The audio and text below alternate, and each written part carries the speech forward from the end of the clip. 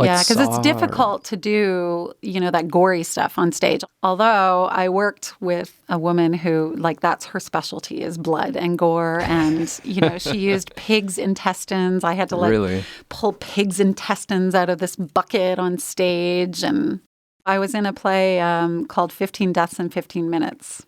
And it was literally that, a 15-minute play where we enacted 15 deaths. And some were pretty brutal. And we didn't use any actual weapons. Everything, no. Just okay. Disclaimer here. No, we mimed all of it, but we had blood packets. So at one point I stabbed my co-mate in the head with a mimed knife. But I had a blood packet in my hand and squeezed it. And, of course, it went all down her face. And, yeah, I had, a squirt bottle at one point, and I had my neck, stabbed many times. And so I was, squirting the blood. And were you, maybe in a past life, you were a pro wrestler? Or? Well, the show was based on kind of the premise of, the audience doesn't support the actor anymore on stage when they're doing death scenes, they don't do the oohs and the ahs and the oh my gosh. And more reactions. Yeah, because they're used to seeing film and seeing it done so seamlessly. So, yeah. Yeah, it's pushing the theater into a direction where you don't have a choice, but you need to include multimedia or superfluous items to enhance the experience. Oh, I'll tell you. I've seen a few of this woman's pieces, since. And my stomach turns. But last year, Marissa Blair did another show called Triptych. It was scary. She kind of goes back and forth between breaking the fourth wall and acting.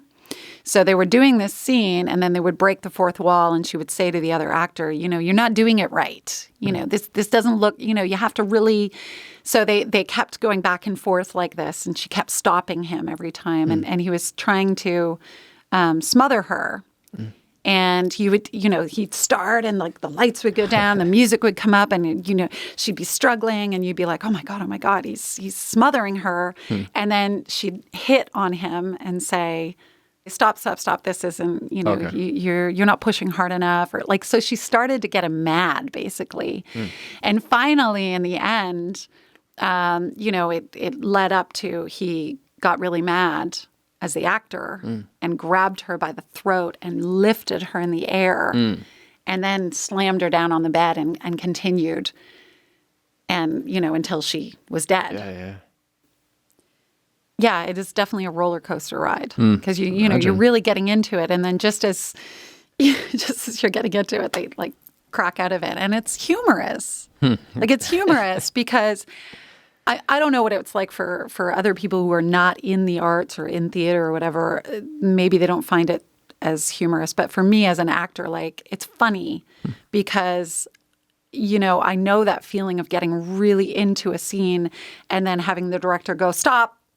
There is that kind of weird going in and out of worlds that you do when you're in performance and rehearsal. And